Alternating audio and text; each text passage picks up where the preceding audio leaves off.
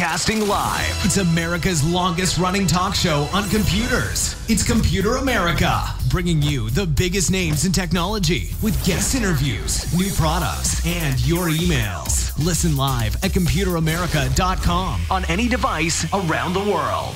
Email the show at live@computeramerica.com or find us on social media. Be sure to check out our website for contests, giveaways, show notes, live video stream, podcasts, and more. You're listening to Computer America.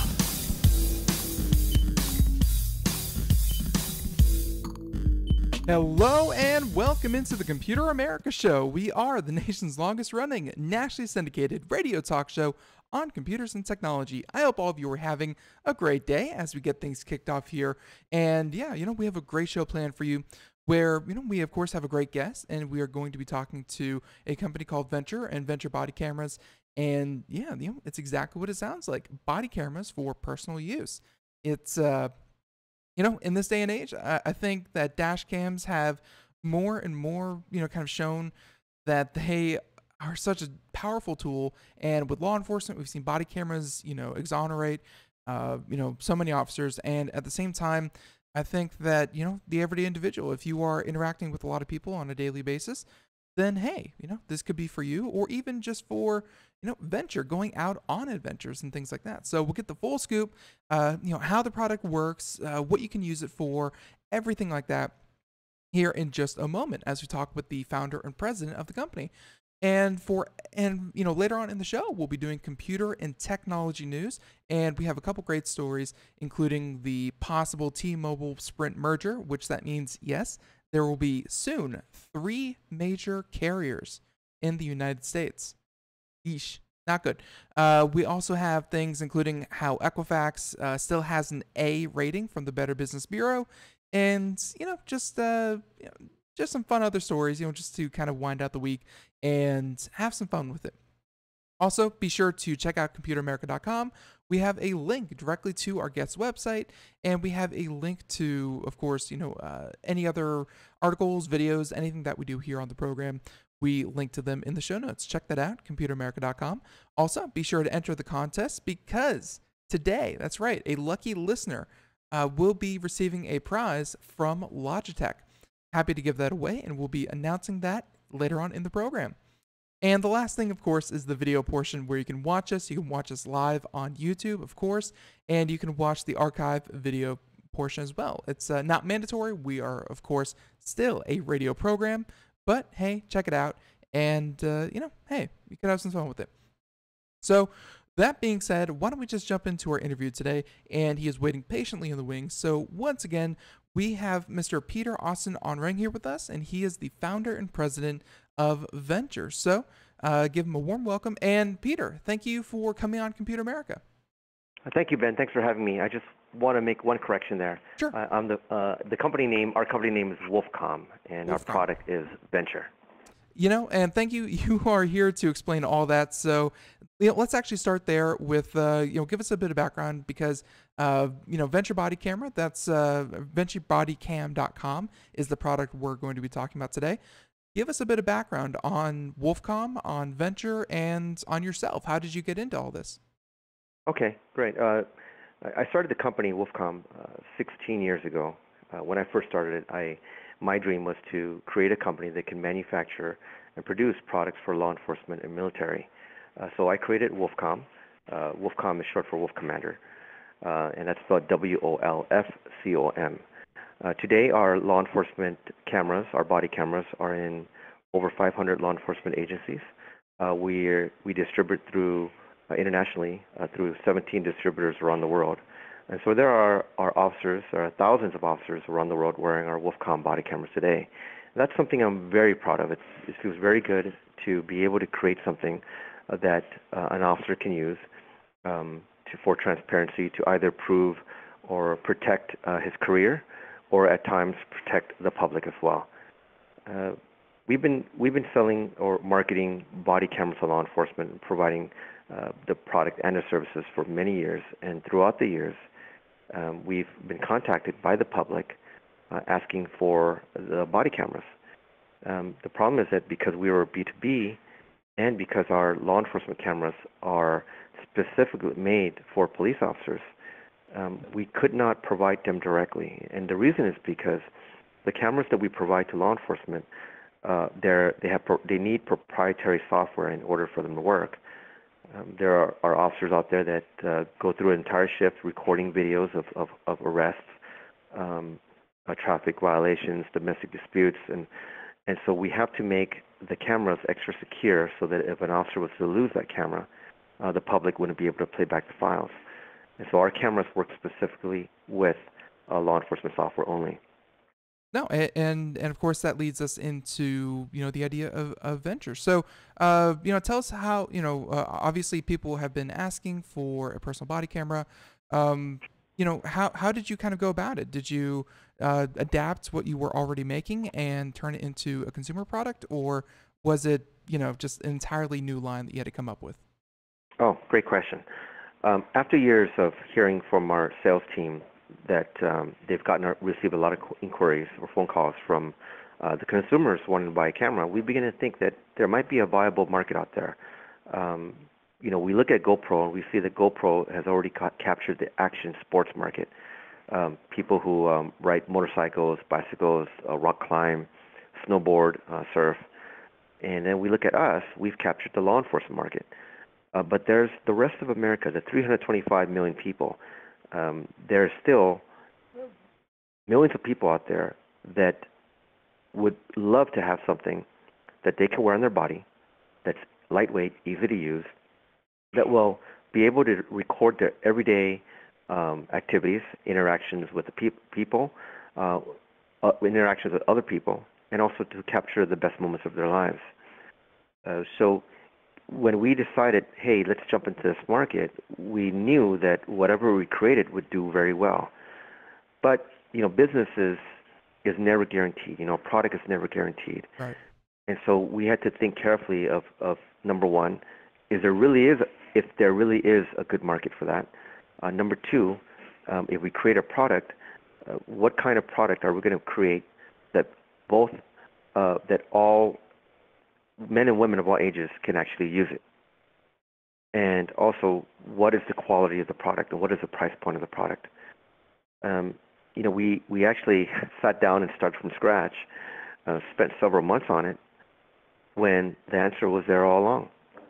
It was our law enforcement camera. So what we did was we took our best-selling law enforcement camera, which is called the Wolfcom Vision, and we said, why don't we make a civilian version? It was a really good seller because officers love the way that you can mount it on a body. You could clip it anywhere. You could add attachments to it.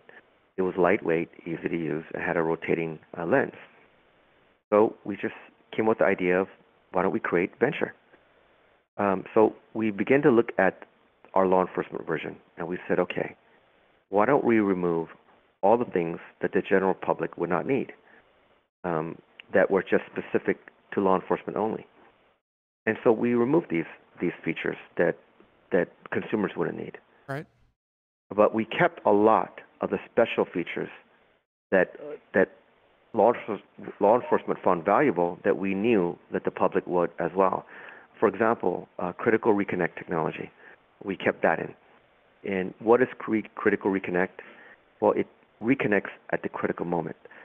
So for an officer, when they use our cameras, and they can connect a headset to the Vision, when they're wearing a headset camera with our Wolfcom Vision, they now have a two-camera system. The headset camera is a primary camera, and the camera on the Vision, it becomes the backup camera. And so if they were to get into a fight or a struggle with a suspect, and that suspect was to grab their headset camera and rip it off, then critical reconnect would kick in. The main camera on the Wolfcom Vision would resume recording of the video, and that way nothing was lost, and the story is told from beginning to end. So we took that feature into venture. We brought that along. Another feature was called AVD, anti-video deactivation. So basically, our body cameras have an activation switch. With the Wolfcom Vision, the law enforcement version, it's a switch that you push down to begin recording.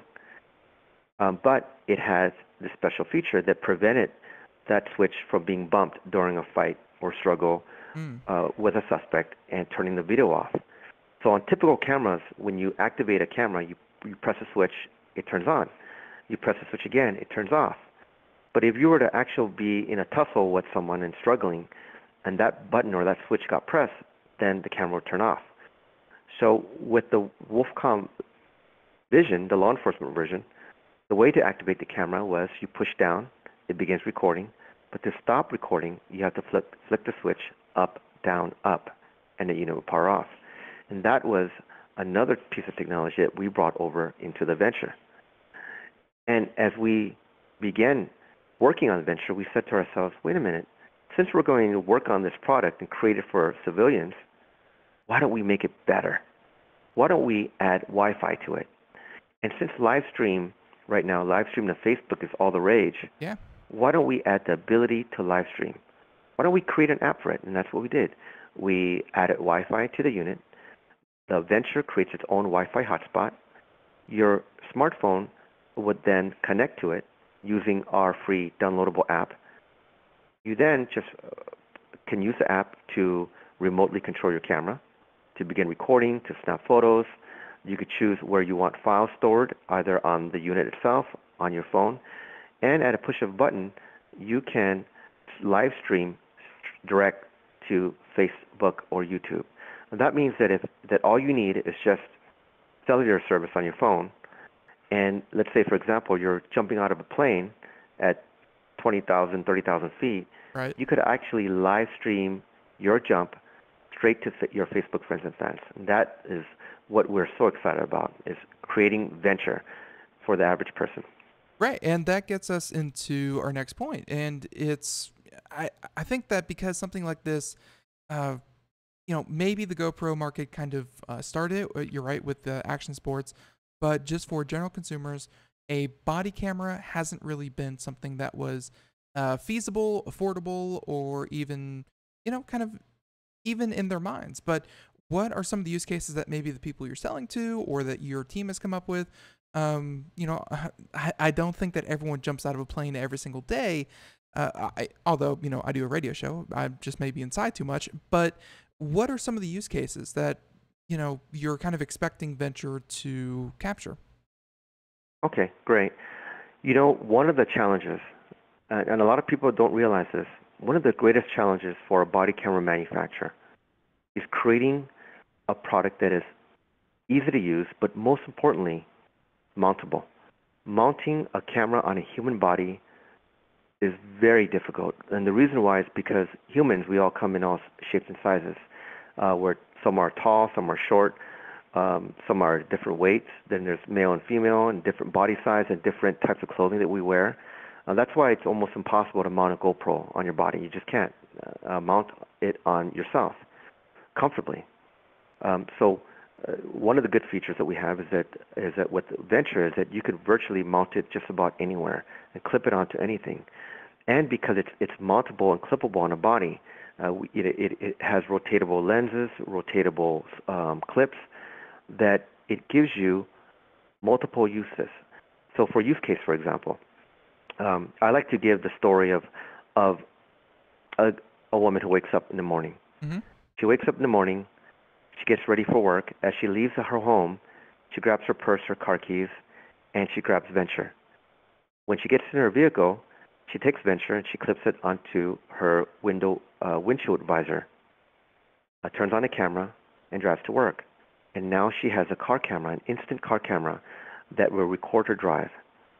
When she gets to work, she parks her car, gets out, locks her doors, takes her Venture with her, goes to work.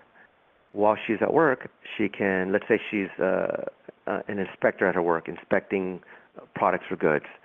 She can go ahead and clip this camera onto her, do her rounds, record all the activity that's going around, and let's say that later she has an interview with someone in a room. Maybe she might be a counselor or something and needs to record or document an interview with someone. Or maybe she wants to protect herself from a false accusation since she's going to be alone with that person in that room. She could then set that camera on a table, on a bookshelf, clip it to a curtain, and record the whole thing. Later, let's say she's doing some work. Maybe she's doing some specific detailing on a certain product, on a process of how to process a product, Right. and she wants to videotape that for training.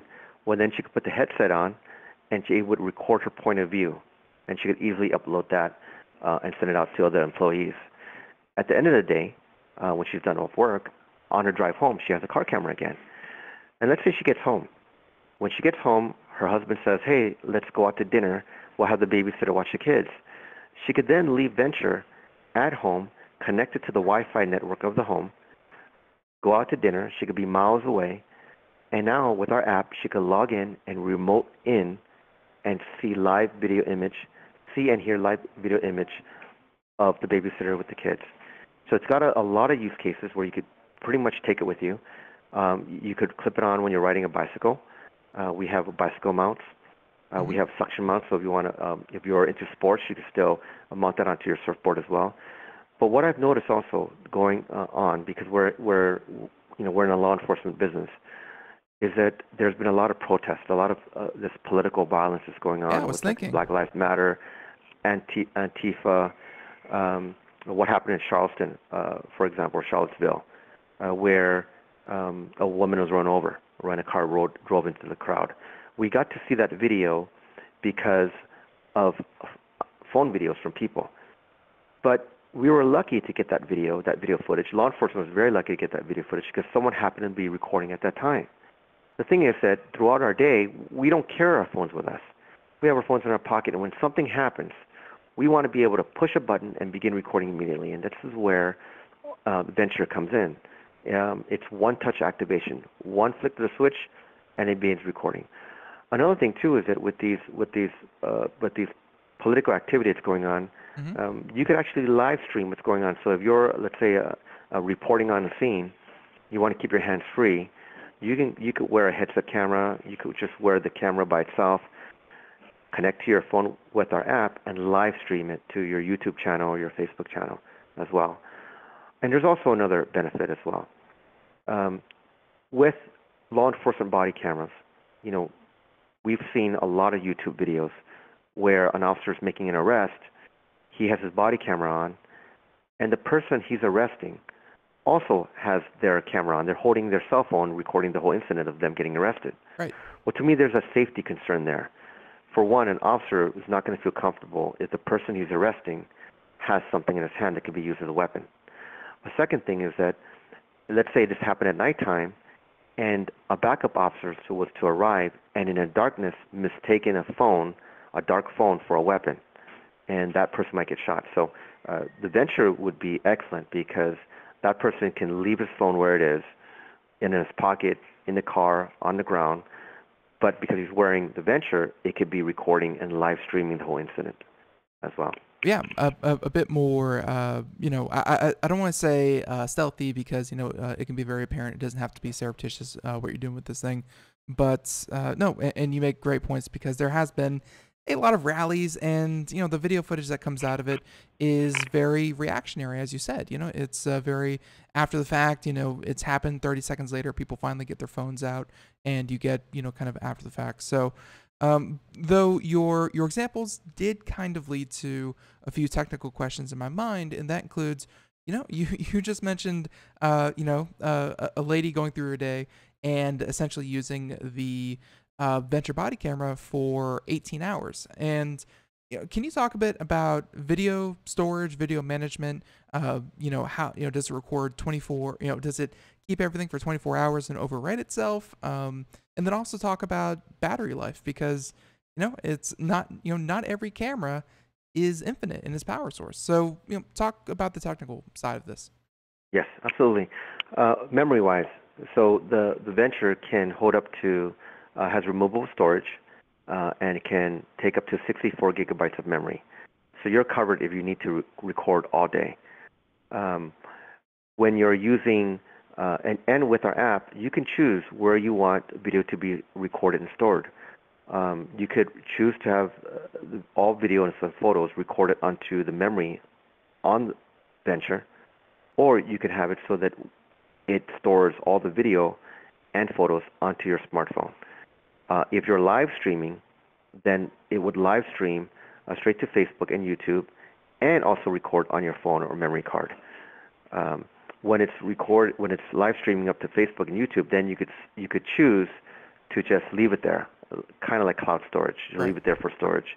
If you want to keep your YouTube channel or your Facebook channel private and just use it for storage, you can do that too. So with memory, it's got enough memory to cover an entire day. Any incident that happens, you're covered. You could choose to store onto the unit itself, onto your phone, or store up into Facebook or YouTube. Now, in terms of battery life, the unit has a battery that will give you 2.5 hours of continuous, non-stop recording. That's recording continuously. For law enforcement, for many law enforcement, and they all have their different preferences, 2.5 hours is fine. They activate their cameras when they're doing a traffic stop, which takes 10 or 15 minutes, or when they're interviewing someone that might take 30 minutes. So throughout the end of their shift, for many of them, 2.5 hours is suitable. Now, the reason why the battery is 2.5 hours and not 10 hours battery life is because then that would mean the unit will have to be bigger. You see, battery technology hasn't advanced much in years. It would be awesome to have a small device that the battery can last for an entire week, right? One day, eventually, we'll get to that. But for now, we're all waiting for battery technology to improve. Right. So in order to keep Venture small and wearable, we have to put a 2.5-hour battery in it. Now, we do have battery packs that will give you 23 hours of additional battery time. That's 23 hours of continuous, non-stop recording. And so we have that too as an optional pack.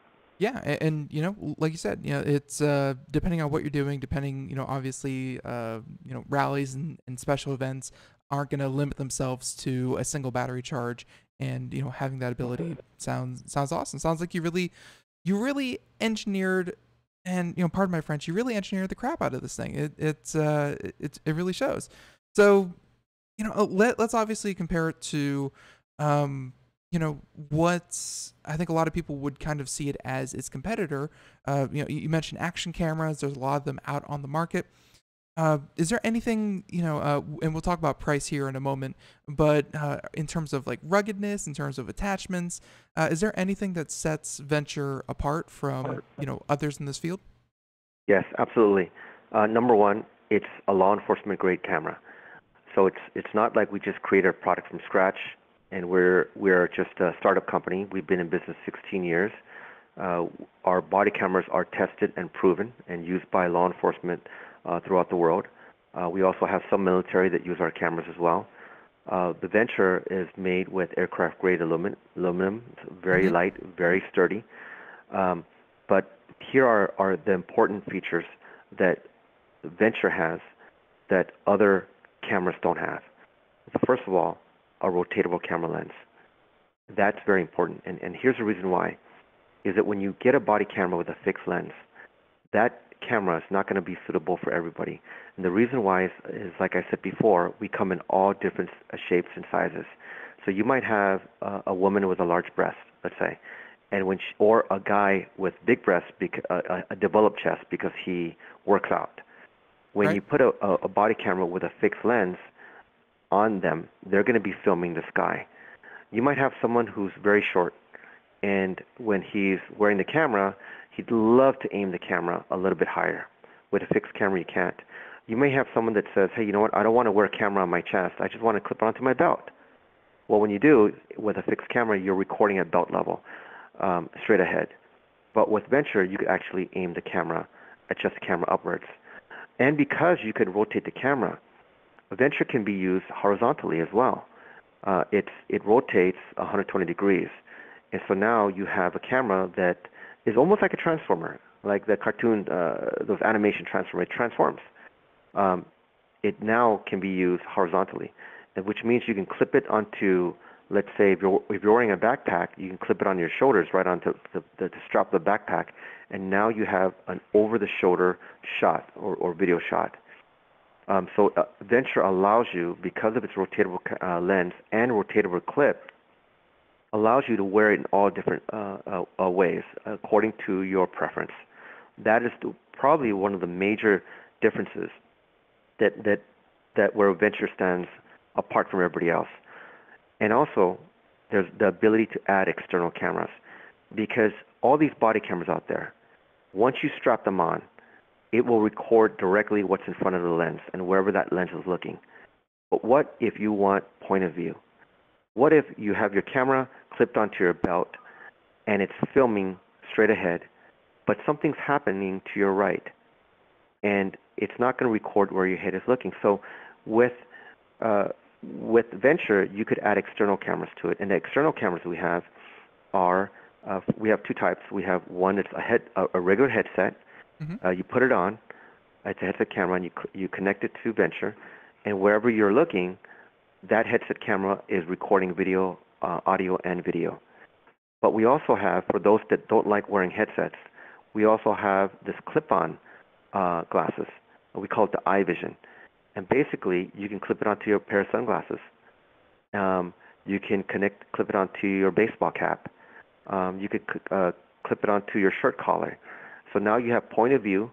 Wherever you're looking, it's recording, and you don't have to wear a headset. Those are the two external cameras we have. But then they're also for people who kind of are like private investigators. They want a hidden camera.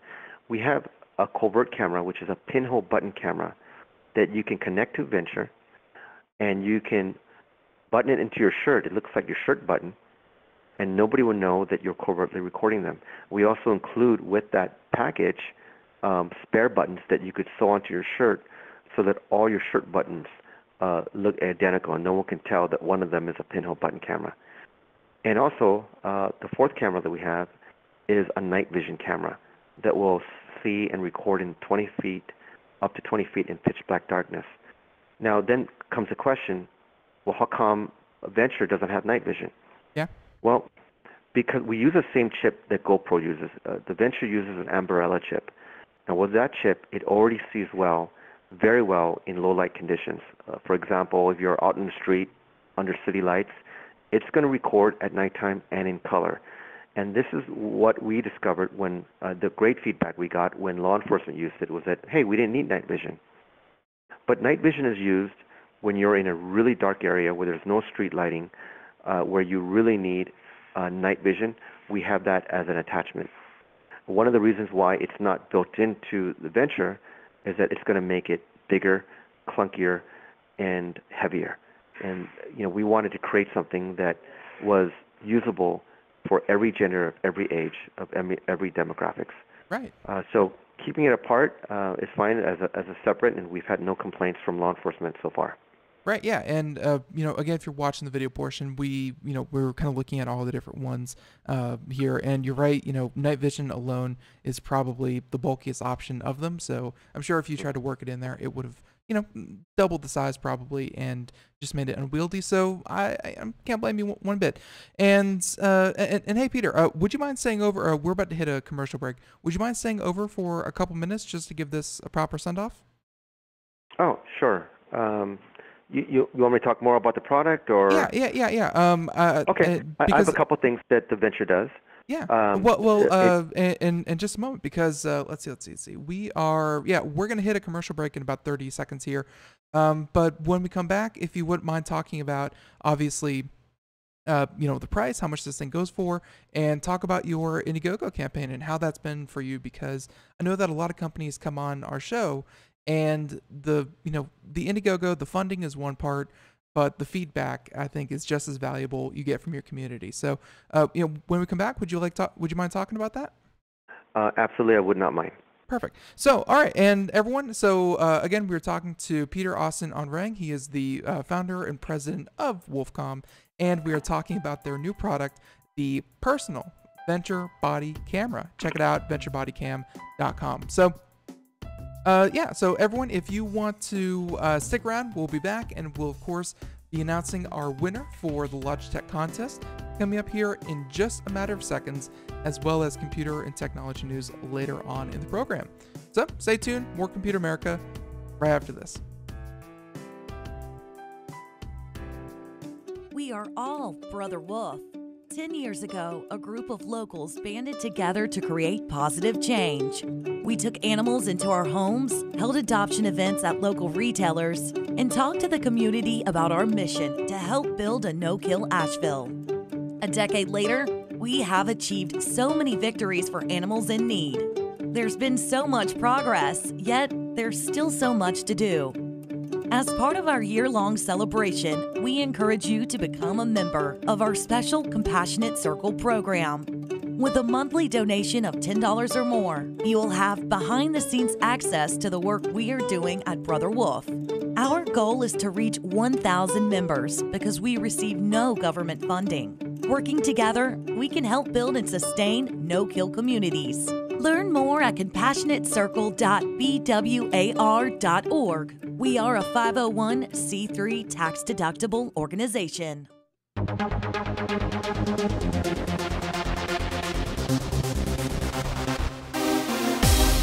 And welcome back to the Computer America Show. See, that wasn't long. And welcome back into the program. We are, of course, talking with Peter Austin Onruang. He is the founder and president of Wolfcom. And if you want to find out what we're talking about today, well, venturebodycam.com. There's a link to that in the show notes. And yeah, Peter, thank you for staying over. And we got, I think, a lot of the technology behind it, a lot of the add-ons, because this thing is very versatile. I'll be the first to say that. And I think you've built a pretty good use case for why something like this is needed in the market. So why don't we talk about actually bringing it to market? Why don't you talk about your Indiegogo campaign and kind of how you were able to find your price point? Okay, great. Thanks again for having me on your show, and I'm really glad and excited to talk about venture. Sure. So, we've been doing law enforcement for many years and providing body cameras to officers. When we finally decided to enter the consumer market or civilian market, we were confident that, hey, it would do well, but we weren't completely 100% sure. The reason why is there's many products out there that, although they were great, they somehow failed. For example, if you can recall VHS versus Beta. Mm-hmm. Beta was obviously the better solution. It was much smaller, but VHS was the one that took off. So we were kind of worried that although we had confidence in our product and we knew that it would be the best, we weren't sure exactly how consumers will actually pick up on it, especially since we're a law enforcement company and there's been a lot of anti-law enforcement feelings going around lately. So we decided, okay, rather than create the product and then see if it does well in the market, why don't we find a way where we can test the waters and see what the public response will be? And the best way to do it was pretty much risk-free for us was to have an Indiegogo campaign. I'm proud to say that today we're over 300% funded now. So it looks like it's a successful campaign. Yeah. We've got a lot of good response, a lot of good comments. People are enthusiastic, excited about our product. And so it looks like we're going to go ahead now that we've had a successful campaign. Campaign's not over yet. But it'll be over in a few days, I think in 7 days. But since it's successful so far, we're going to go ahead and continue with the manufacturing of Venture. It will be shippable February of 2018. We're very excited now. All the technology is done. Now all we need to do is just get down to actually making it. So it's going to take about 6 months. There's a lot to do. There's the modes, there's the assembly, there's the setting up the factory, all that stuff. The price point right now, if your listeners would jump in on it, sure, they can actually get an early bird pricing of $149 on Indiegogo. To get to Indiegogo, the best way is just to go to our website first, which is venturebodycam.com. And right on the homepage on the top, there's going to be a link, an Indiegogo link. Click that, and it'll take you right to a campaign page. But before you do, I would recommend your listeners watch the video, the venture video, the main video that's right on our homepage, because it will impress them like anything. Now, on February 2018, when we're shipping these products, we'll also be retailing it to stores, retail stores. And so the price point for that, the MSRP, is going to be $349. So right now, your listeners can actually get a really good deal at $149 at Early Bird Special, but I think there are only about 40 left. So they better hurry, because we only allotted a certain amount for Early Bird Special. But there's also additional packages there that include headset cameras and the other accessories that come with a venture that they could jump on and get that deal as well. Right, yeah, that's it's pretty standard for Indiegogo and Early Birds. People who show that they're supportive of the idea and are willing to jump in early, usually get that discount. It's kind of unfortunate that 6 months is kind of what you're aiming for. I was actually considering getting one of these. Full disclosure, I was going to get one of these because Computer America is going to be out at CES in early January. And I was, kind of hoping, because, hey, a film crew is expensive. I was just going to get one of these and, just kind of walk around, record, short interviews as I'm going around the convention. And, well, 6 months, that sounds like a next CES kind of event. But no, again, probably a lot of use cases. 6 months is, much, much closer than you think.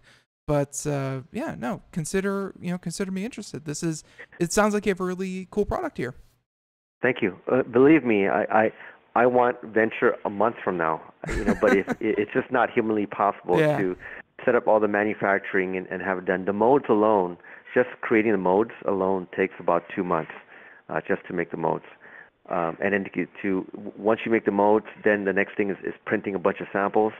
And then making sure they all fit together, and if they don't, then it's going back to readjusting the mode. So I'm not blaming you. I'm just saying that that was just something that popped into my head. That would be kind of my use case. But no, very, very good. And everyone, just to drive the point home, we of course have a link in the show notes right there, venturebodycam.com. And if you are driving, if you're working, and you're distracted, don't worry, we got you covered. And so I think with that, Peter, unless we miss anything, I think we're good to go. Did we miss any topics? Oh, one more thing. Sure. One more thing. Contact me again around December, and I should have some really, they're not prototypes, they're called the final working sample before we order the mass production. And most likely I'll have a bunch of them, and that one you can take to CES. That would be super cool. I'll make a note of it, and of course we'll share it with all of our listeners as we as we take it around. But no, I'll be sure to talk with you after the fact. Thank you so much, and thank you for coming on Computer America. This was very enlightening. I think that what the space that you're trying to fill has heretofore been kind of kind of not very feasible, because no one's been able to make something like you're making for this price point. So no, this is thanks for coming on. This was great. Thank you for having me, Ben. All right, everyone. One last time, Peter Austin Onruang. He is the founder, president of Wolfcom, and of course, Venture Body Cam. Check it out. Peter, have a great day. Thank you so much. Thank you. You too. Bye-bye. All right, there he goes, everyone. And there we go. So, Computer America, again, check that out, show notes. And we are going, before we move into computer and technology news, and before we get to all the great stories, we actually have a very special task to do. And this is something that we enjoy doing every single Friday. And this is thanks to Logitech, where we announce this week's winner of our Logitech contest. And, to figure out how to enter and more, feel free to check it out. That is at computeramerica.com. It's over on the right. We use a service called Gleam, and it's super simple and allows you multiple ways to enter the contest. So this week's winner is... Yeah, a little bit of demo there. This week's winner is Mr. I don't know, Zyka Armstrong. Zyka Armstrong. There you go. And all they had to do was follow Computer America on Twitter. Yep, it's just that simple. And yeah, listens to us in Oakland, California. So Zyka Armstrong, if you're listening, thank you for listening. Thank you for entering the contest. And I hope that, hey, you enjoy your prize here. That's, that you won. So we're going to send out, we already have everything that we need. We're going to send it out to Logitech. They'll contact you and they'll, have it on its way before you know it. So, if you want to be the next Zyka, well, check out computeramerica.com. And hey, we could be calling your name next week. Just that simple. All right. So, let's see. So with that, why don't we get into, here we go, computer and technology news.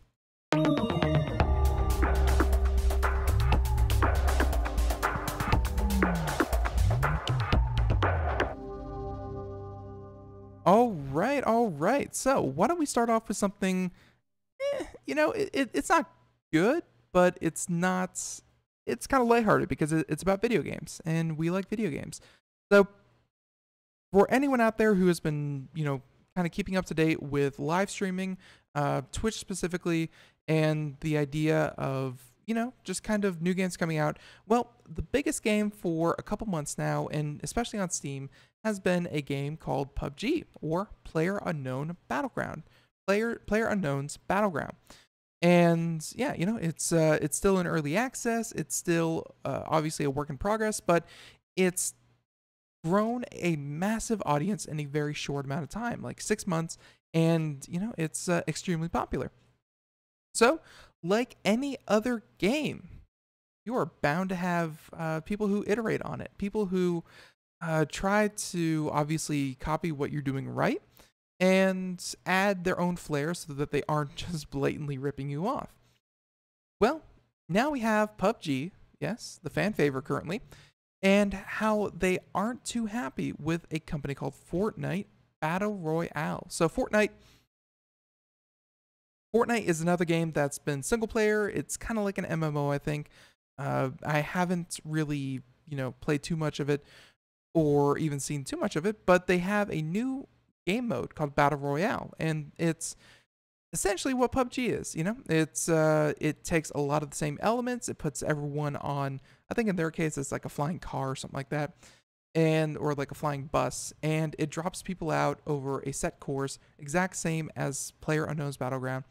And yeah, you go around, you scavenge for weapons, but it adds a few elements of change where you can, destroy buildings, you can create your own structures, but all in all, yeah, you're almost immediately going to notice the similarities.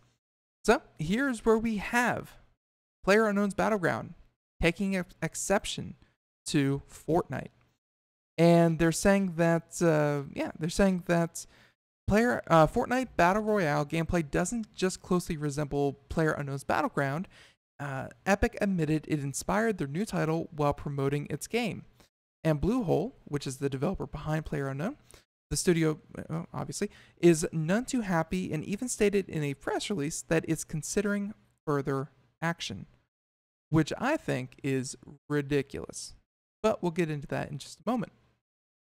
Saying that, the author states that, and by the way, this is coming from Engadget, and saying that there's no ignoring the similarities, and they said that they're not identical, saying that as the core Fortnite gameplay of creating bases and traps makes the jump over to Battle Royale, and Bluehole's game is built on Unreal Engine 4, which Epic created and using to power Fortnite and its Battle Royale spinoff. So, a big difference that you're going to notice, not necessarily in gameplay, but in graphics and in, just kind of the way the character moves and, the physics and what have you, they're different as well. So you definitely need to take note of it. And so they're also upset that Epic is using PlayerUnknown's Battleground's name in its press material. That's right. And so they're saying that, quote, we have also noticed that Epic Games references PlayerUnknown's Battleground in the promotion of Fortnite to their community and in communications with the press. This was never discussed with us, and we don't feel that it's right. End quote. Here's the part where it gets a little tricky. And they're saying that not that the PUBG team thinks it won't have competition in the space, saying that the creative director and the game's conceptual originator mentioned that other companies will, of course, enter the marketplace, but he would just hope that they put their own spin on the game and not just make a carbon copy, which I would kind of give it to Fortnite. They did give it their own spin. There's, to call it a carbon copy, I think is being disingenuous to what Fortnite is doing. Now, they're saying that what makes Battle Royale seem to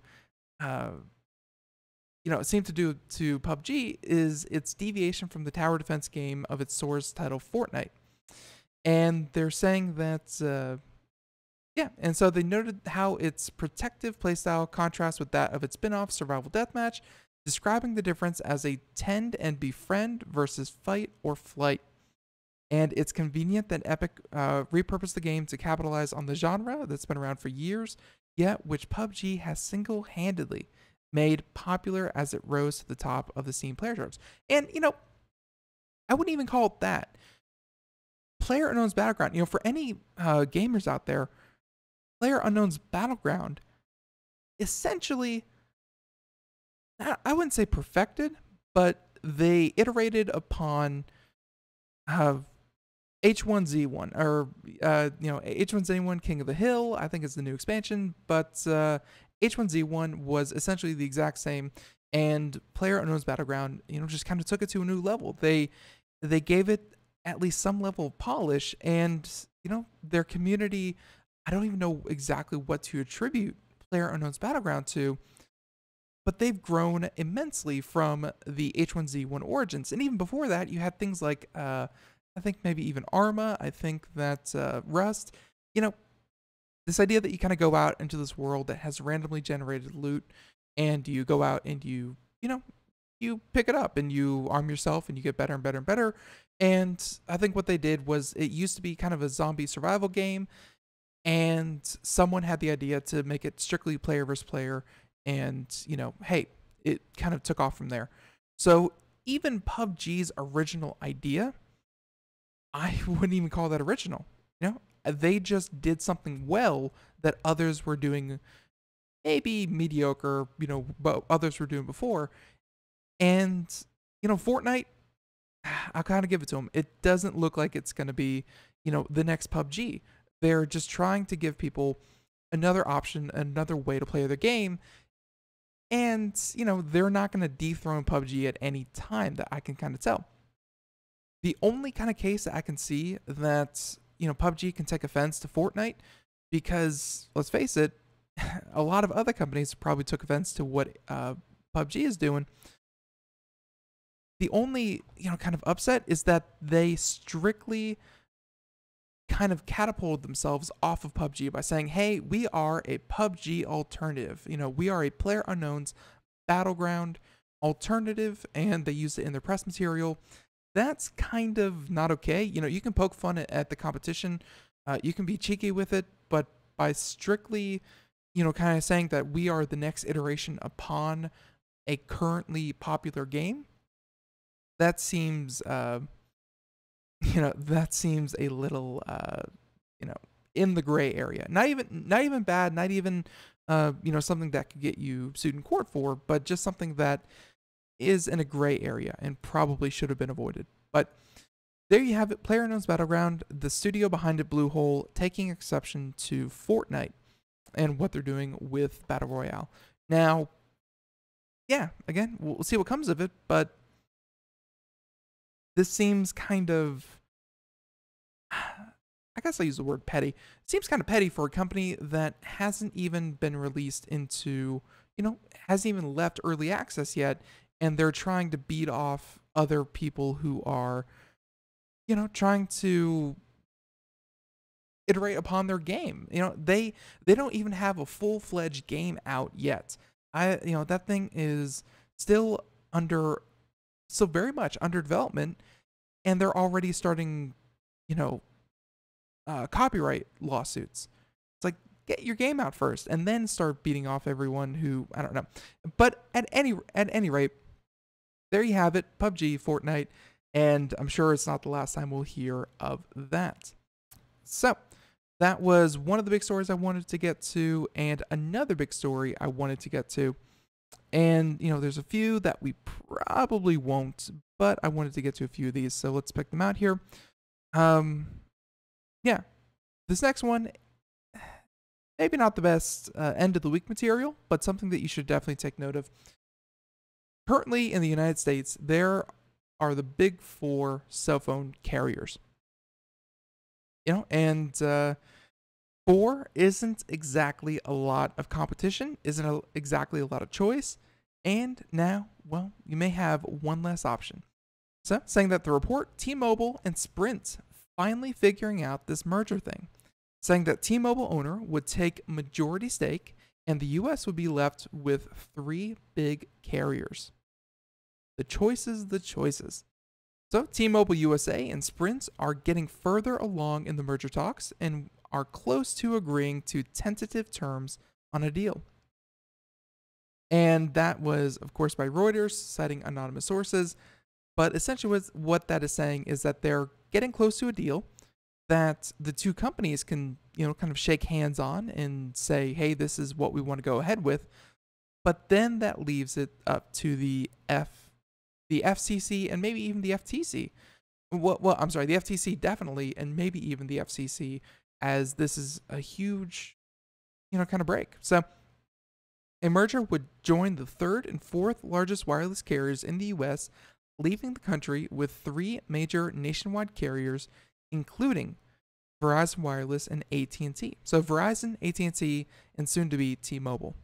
Sprint is going to be, well, out of the race. Sprint owner SoftBank of Japan would own 40 to 50% of the combined company, while T-Mobile, majority owner Deutsche Telekom, will own a majority stake, two of the sources said. And they said that, a separate report by CNBC says that they're less than certain that a deal will be made and that the companies have been in frequent conversations about a stock-for-stock merger. But negotiations are still weeks away from finalizing a deal and believe that the chances of reaching an agreement are not assured.